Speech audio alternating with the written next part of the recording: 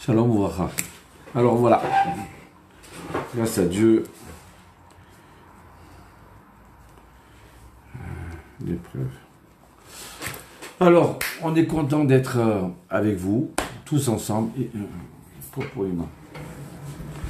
Donc, je ne suis pas tout seul, on est nombreux à la maison, avec vous. Je voudrais vous faire participer à une réflexion.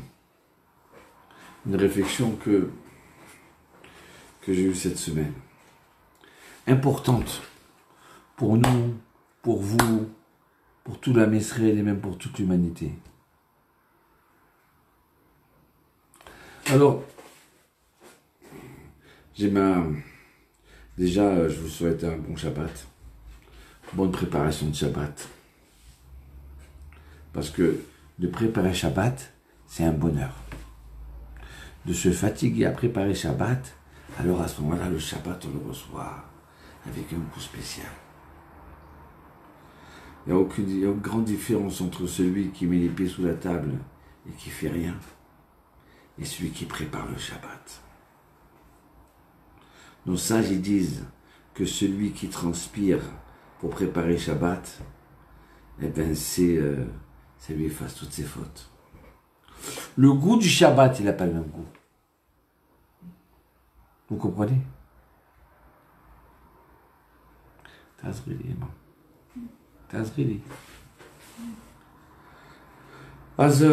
Regardez, cette semaine, j'ai ma fille, elle m'a dit, papa, tu sais, tu nous as beaucoup aidés quand on était enfant.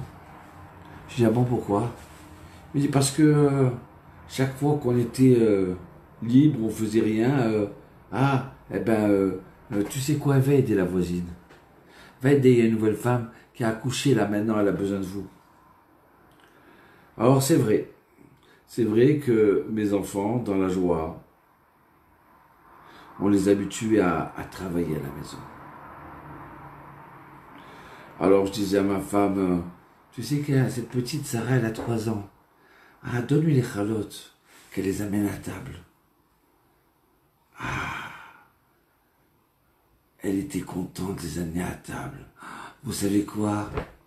Elle avait 4 ans, 5 ans. C'est grâce à elle qu'on passe Shabbat, qu'on va manger les chalotes du Shabbat. Il fallait voir cette petite fille de 5 ans, 6 ans, comme elle était contente de porter les salades. Grâce à toi, viens, je te bénis, grâce à toi, on fait Shabbat. Grâce à toi, on va manger Shabbat. Quand tu fais participer la famille dans la joie pour le Shabbat, d'accord? Alors ils sont contents. Ils ne sont pas des gens qui reçoivent seulement. Ils sont là, c'est à eux le Shabbat. Ils appartiennent au Shabbat. Ils appartiennent à la famille.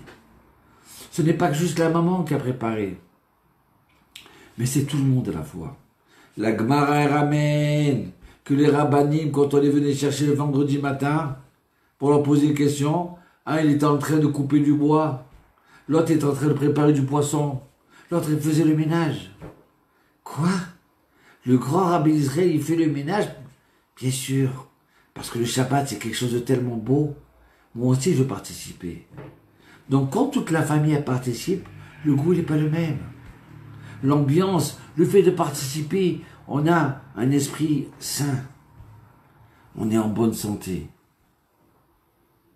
Alors regardez. Nos sages, ils disent comme ça. Écoutez bien ce qu'ils disent nos sages, les Pirkei Avot. Yafé Talmud Torah im derech eretz. Comme c'est bon, tu entends maman? Le Talmud Torah, l'étude de la Torah, avec le derech eretz. C'est-à-dire quoi derech eretz? Le travail. Pourquoi? Parce que ces deux choses-là, l'étude de la Torah et le travail, eh bien quoi? Elles ne nous font pas tomber dans la faute. Why? Ça veut dire quoi ça? Que le fait d'étudier la Torah ou le fait de travailler et le fait de travailler, ça nous empêche de fauter. Vous entendez ça? Ça veut dire quoi? Alors écoutez, il y a une Gemara dans Ktubot qui vient et dit, un homme, il a des obligations envers sa femme. Il doit la nourrir. Il doit l'habiller. Il doit la soigner. La femme, elle n'a pas d'obligation envers son homme de dépenser de l'argent.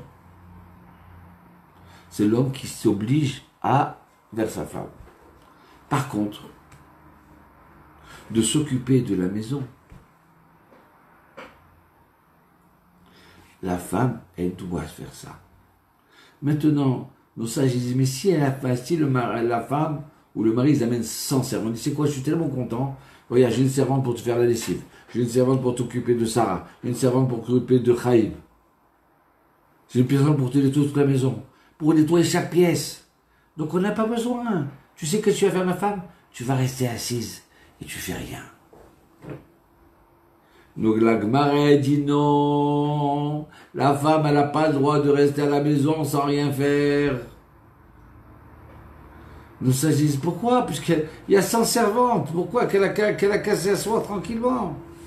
Écoutez bien ce qu'elle dit. La Gemara dit parce que le fait de rester sans rien faire, ça amène le shimoum. C'est quoi shimoum? Ça amène l'ennui. L'ennui, c'est l'ennui. Shimoum, c'est l'ennui. Ça veut dire quoi, shimoum? Shimoum, ça veut dire l'ennui. Et Rachid dit, c'est quoi l'ennui? Ça amène à la folie. Why? Le fait de rester sans rien faire. La première demi-heure, on se repose. Si on est fatigué, bien sûr qu'on doit se reposer. Mais quand on reste sans rien faire toute la journée, un jour après un autre, la Gemara, elle dit, ça amène la folie. Tu entends, madame? Ça amène la folie de rester sans rien faire. Pourquoi? Regardez.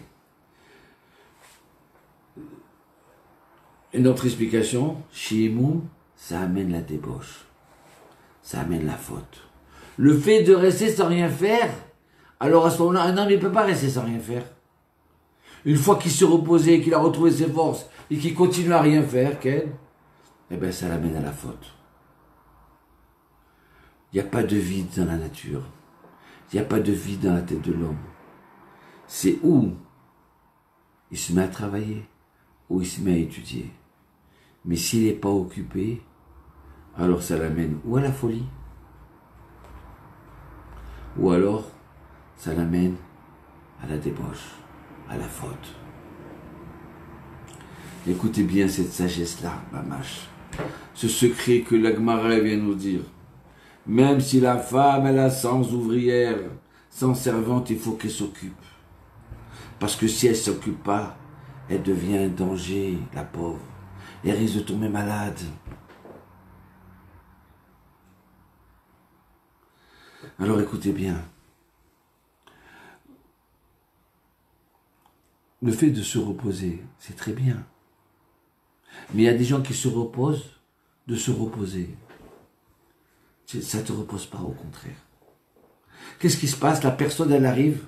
T'entends, maman? Qu'est-ce qu'elle dit? La personne, elle arrive. Alors, de ce coup, elle a un souci, elle se ronge les ongles, elle est malade. Qu'est-ce qui se passe? Je ne sais pas, mais mon fils, il n'est pas arrivé encore. Ça fait 5 minutes, je m'angoisse. Mais pourquoi tu t'angoisses?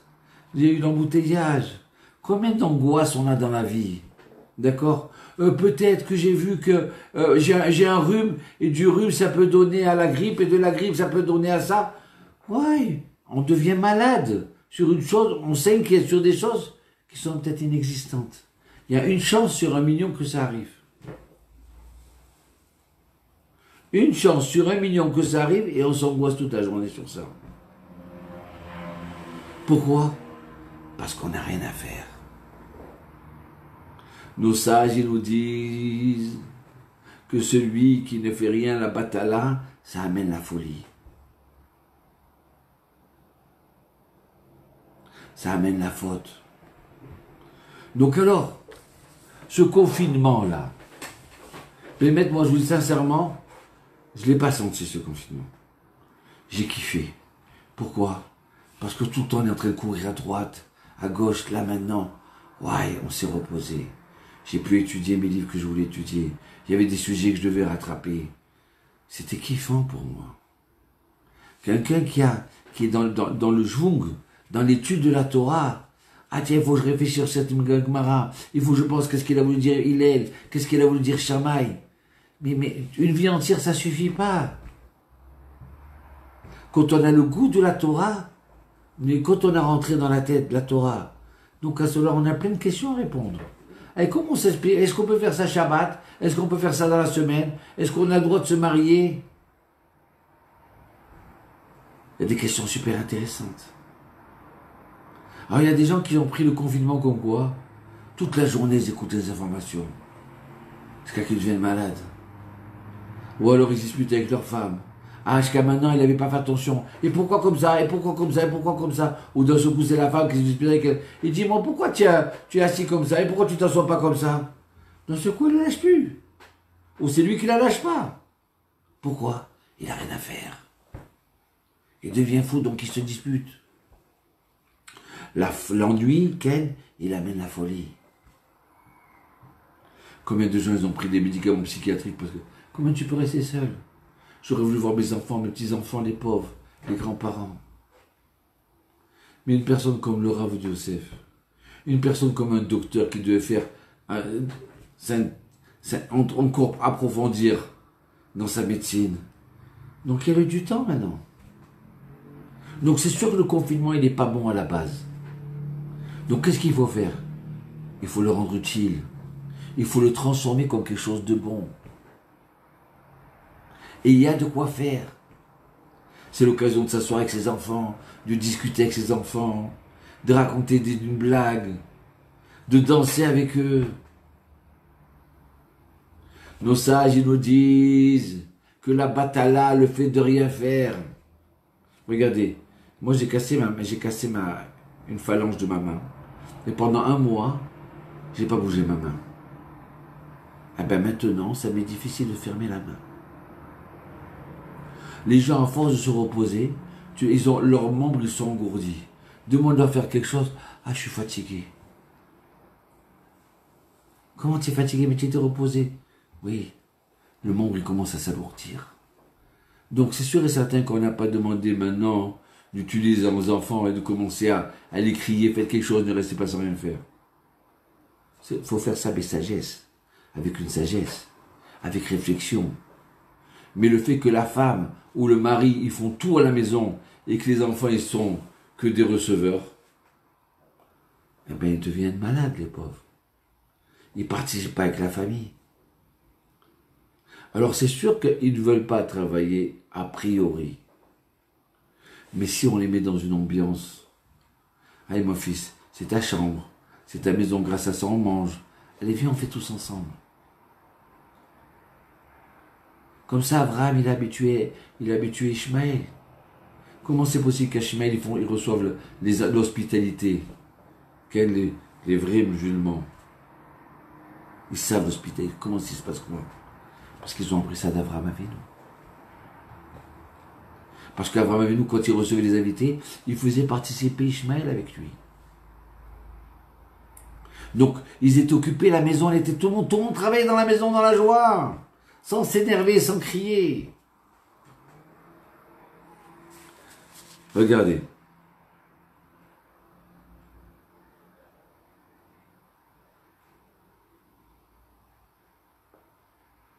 Alors j'ai trouvé un chidouche, une nouveauté, mamage de la Gemara, de la Torah, quelque chose d'extraordinaire. Noach, Dieu, il lui demande de construire la Teva, l'arche, pendant 120 ans. Pourquoi 120 ans? Pourquoi que quand il rentre dans l'arche sainte, l'arche de Noé, quand il rentre comme ça pendant plusieurs jours, il est obligé de donner à manger à tous les animaux. Toute la famille sont là, s'occuper de lui, au lion, donne au chat, donne ça, donne ça, donne ça. Il n'a pas arrêté du matin au soir. Un jour, le Midrash, il raconte qu'il est arrivé en retard chez le lion. Il était tellement énervé, le lion, qu'il lui a touché à la jambe.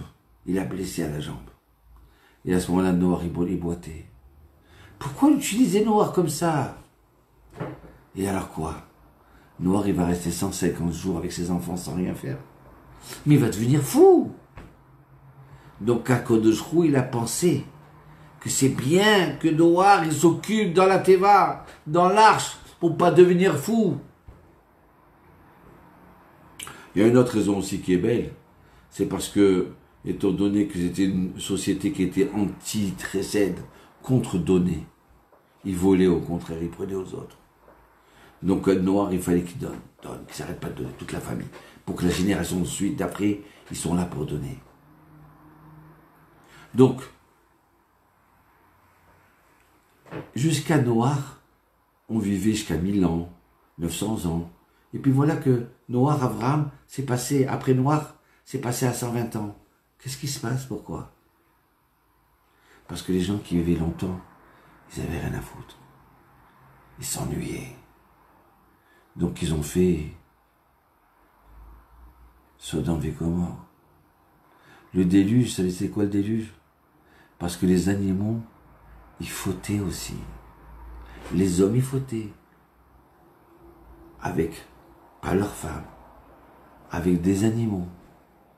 Que Dieu nous en préserve. Donc ils se fautaient tellement que même les animaux entre eux, ils fautaient. Donc le déluge était arrivé. Et pourquoi ils fautaient? Ils ont vécu trop longtemps, ils n'avaient rien à foutre. Ils s'ennuyaient. Donc Hachem il a diminué l'âge de l'être humain pour pas qu'ils arrivent à l'ennui. Donc c'est pour ça que c'est important de travailler. C'est important de s'occuper. Pas important de s'angoisser du matin au soir. Alors, non. C'est pas bon pour la santé, ça. Ça amène la folie.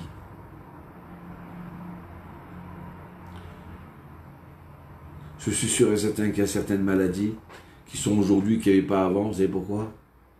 Parce que les gens, ils font rien aujourd'hui. Rien qu'ils se soucient. Soucis. Pourquoi? Ils n'ont rien dans la tête. Ils n'ont pas de travail, ils n'ont pas de Torah.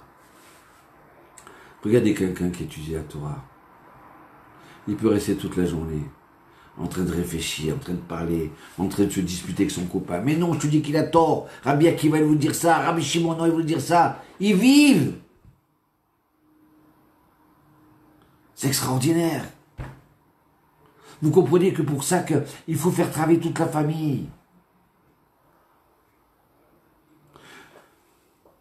Vous savez, quelqu'un m'a dit, le confinement, ce virus-là, il a démarré juste avant Pessah, après Pourim. Il devait y avoir 600 000 juifs israéliens qui devaient partir en dehors d'Israël pour faire Pessah. 600 000 Israéliens quittaient la terre d'Israël.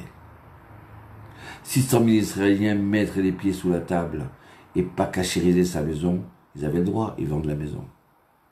Mais ils vont rien faire pendant 2 semaines ou pendant 1 semaine. À l'hôtel, manger, boire. Mais ça t'amène à la faute.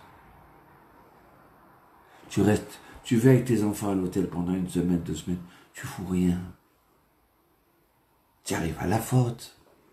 Après les parents, je comprends pas pourquoi mon fils il parle comme ça. Mais je comprends pas comment il a ces idées-là. Mais tu l'habitues à rien faire. Tu l'habitues qu'à recevoir. Et il n'a pas de Torah. Donc alors toute la journée avec son portable. Et des fois tu le vois pleurer. Mais pourquoi tu pleures? Pourquoi tu t'angoisses? Mais c'est du vide. C'est dommage.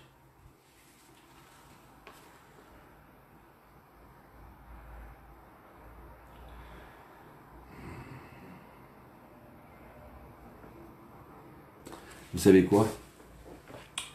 Et c'est pour ça que, en Égypte, il y a eu l'esclavage.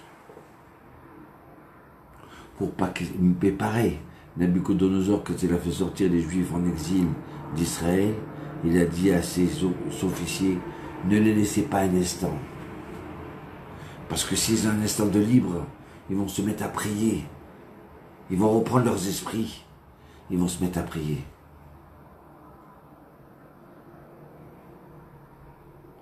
Donc il fallait les occuper. Mais regardez, comme c'est nerveux. Je reprends la Mishnah.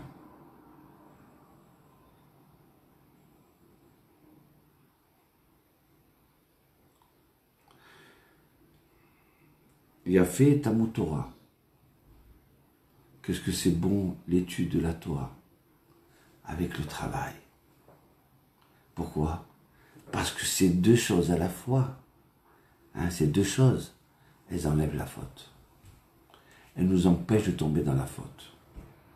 Parce que le fait d'étudier la Torah, donc on se prend la tête, on se prend l'esprit, mais dans les choses qui sont kadosh.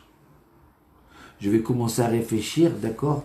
Est-ce que maintenant, de faire un trou dans le mur, est-ce que c'est permis Shabbat ou est-ce que c'est interdit? Parce que comme on a dit de construire, on ne doit pas construire, donc une brique sur une autre. Donc peut-être que le fait de faire un trou pour mettre une vis, donc je détruis pour construire. Donc peut-être que je transgresse la loi de détruire et la loi de construire. Vous comprenez?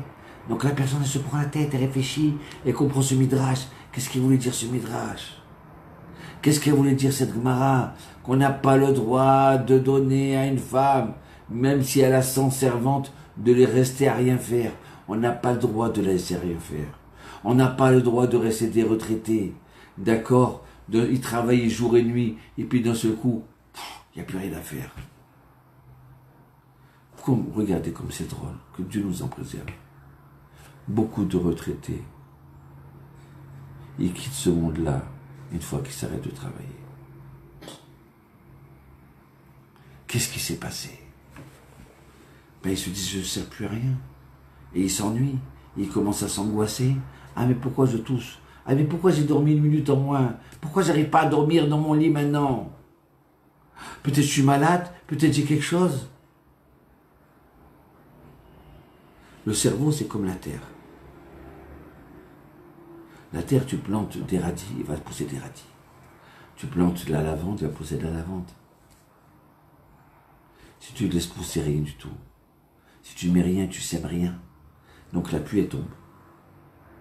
Qu'est-ce qui se passe? Tu as planté de la lavande, et bien ça va sortir de la lavande. Tu n'as rien planté, ça va sortir des ronces. De ce coup, tu es jaloux de celui-là. De ce coup, tu es énervé contre celui-là, contre celle-là. De ce coup, tu t'angoisses, tu te sens que tu es malade. Et le docteur dit, monsieur, vous n'êtes pas malade. Mais comment vous me dites que je ne suis pas malade? Comment c'est possible? Vous n'êtes pas malade. Donc la Gemara, elle vient, nous dit, oui, même si on a des centaines de servantes, ni l'homme ni la femme, ils doivent rester sans rien faire. Parce que c'est dangereux. Et puis même, ça amène aussi à la faute. De ce coup, on n'a rien à faire, donc on pense à des bêtises. On fait rentrer des choses qui sont interdites. Il y a des ronces qui poussent. Et j'ai une belle histoire pour vous. Mais je vais vous trouver un autre idouche. À partir de Avraham Avinu, commencent les épreuves. Je viens de découvrir ça grâce à vous. Pourquoi on parle des épreuves, les 10 épreuves d'Avraham Avinu? Peut-être que pourquoi? Que l'épreuve, elle nous empêche de s'ennuyer. Que quand on prend l'épreuve et qu'on veut la gagner, son épreuve, alors elle nous empêche de s'ennuyer. Donc en fin de compte, l'épreuve, elles viennent pour nous bonifier. Elles viennent pour nous arranger. Elles viennent pour pas qu'on tombe malade.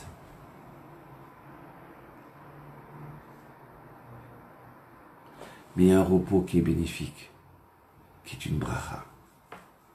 C'est quoi ce repos? Alors écoutez cette histoire.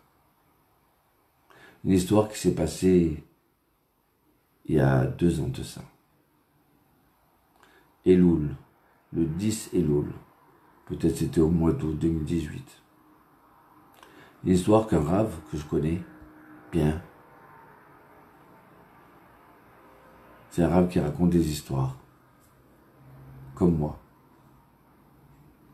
Je suis plus petit que lui, bien sûr. Et que, voilà qu'il y a une famille. Un papa, il dit, Rav, j'ai une histoire pour vous. Ah oui? Ah, raconte-moi. Raconte-moi, mon fils. Il dit, regarde. Voilà que il y a une famille. Un papa, il dit, Rav, j'ai une histoire pour vous. Ah oui? Ah, raconte-moi. Raconte-moi, mon fils. Il dit, regarde. Voilà que il y a une famille. Un papa, il dit, Rav, j'ai une histoire pour vous. Ah oui? Ah, raconte-moi. Raconte-moi, mon fils. Il dit, regarde. il y a 2 ans de ça. Yosef, il a un enfant, avec Sarah. Cet enfant, Baruch Hashem, beau gosse, gentil, sympathique, il grandit, 2 ans, 3 ans, 4 ans, 5 ans, et là il a mal à la tête. Il se sent fatigué, donc il envoie le docteur, il n'arrive pas à trouver, ils n'arrivent pas à trouver. 1, 2, 3, il a encore plus mal à la tête. Et là qu'ils lui font des examens.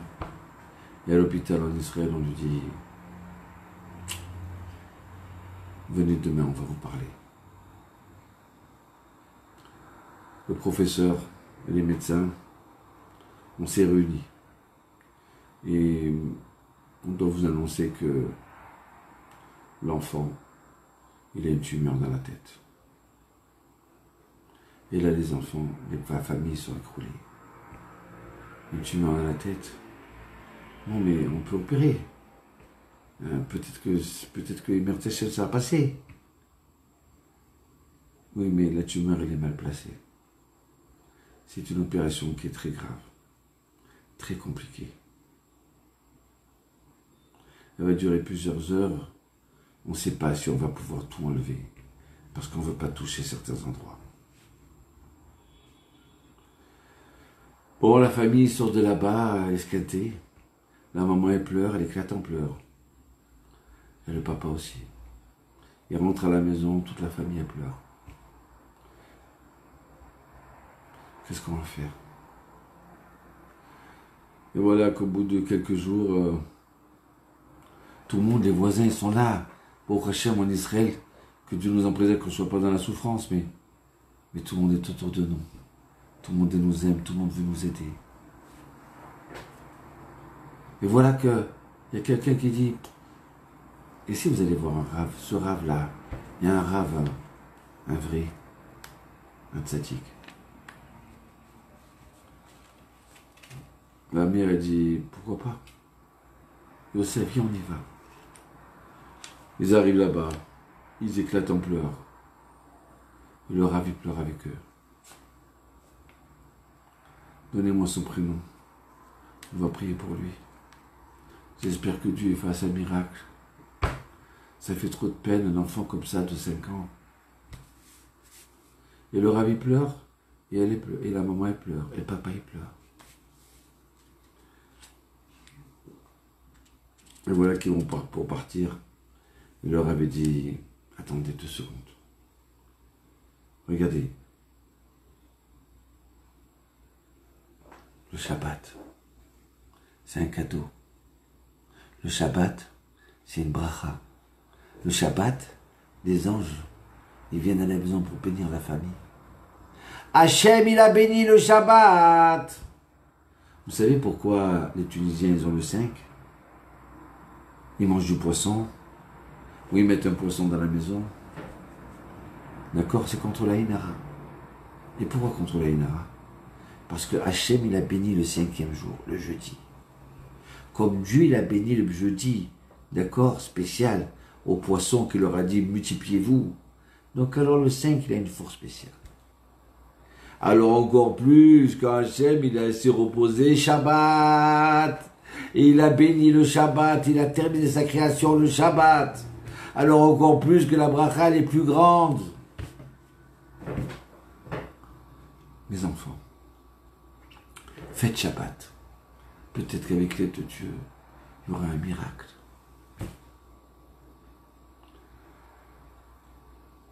Alors là, des questions dures. Ils n'ont jamais fait Shabbat. On n'arrive pas à faire Shabbat. Mais Rav, on le fera ce Shabbat. Et on le fera Shabbat prochain. Et on fera le Shabbat après. D'accord.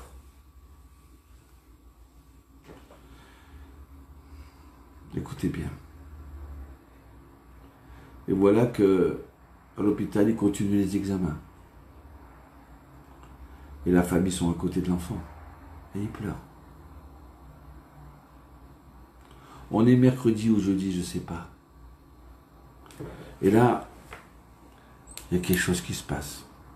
Un docteur devient tout blanc. Qu'est-ce qu'il y a de grave? Un autre docteur arrive, le professeur. Et là, il rentre dans la chambre de l'enfant, à les parents. Il dit, écoutez, regardez, je dois vous dire une chose. C'est que selon les analyses et les résultats et les radios qu'on a refait, eh ben, c'est pas si grave que ça. C'est pas une tumeur. Peut-être petite tumeur, mais pas... On peut arriver. C'est pas compliqué. Alors, bien sûr, les parents ils sautent de joie. Ils embrassent leur fils. Ils embrassent la mezouza. Et là, vendredi soir, la maman, elle est là en train d'allumer les bougies. Alors elle prend son livre. Où c'est la bracha des bougies, où c'est son mari lui dit, tiens, c'est là la bracha. Vas-y. Baruch ata Hashem.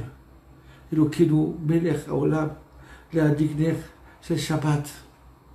Elle allume. Et elle pleure. Merci mon Dieu. Toda Rabba. C'est notre premier Shabbat. Et bien sûr, ils ont chanté Shabbat. Et le Rav leur a dit, essayez de préparer un petit cours de Torah, une petite histoire. Chantez Shabbat. Et oui, ils ont chanté. Toute la famille était contente.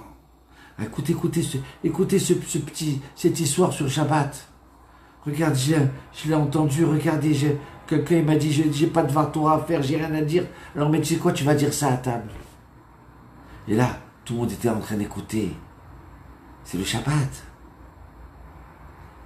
Aïe, aïe, aïe, quelle histoire. Et tout le monde dit Shalom Aleichem. Ils ont pris tout ce Pirkei Amazon. Allez. Samedi matin, ils sont partis en courant pour faire la synagogue. Aïe, aïe, aïe, aïe, aïe, aïe, aïe. Et voilà que dimanche, ils retournent à l'hôpital.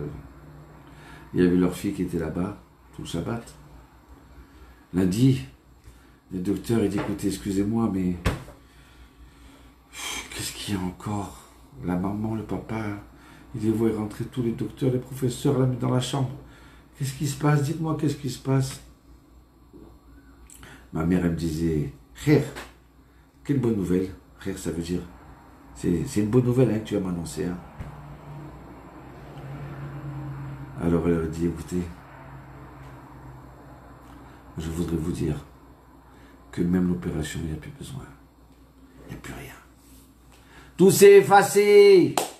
Le repos du Shabbat, il a été une bracha pour vous. Et là, le papa, il se lève. Il commence à apprendre le professeur. Et tellement il était content, il l'a embrassé. Donc le papa, c'était un séfarade. Et le professeur, c'est un ashkénaze. Il n'a pas compris qu'est-ce qui lui arrivait là. Ils commencent à danser, ils sont en l'air. Aïe Shabbat, Shalom Aleichem, Malaché Shalom. Oui, ça c'est un bon repos.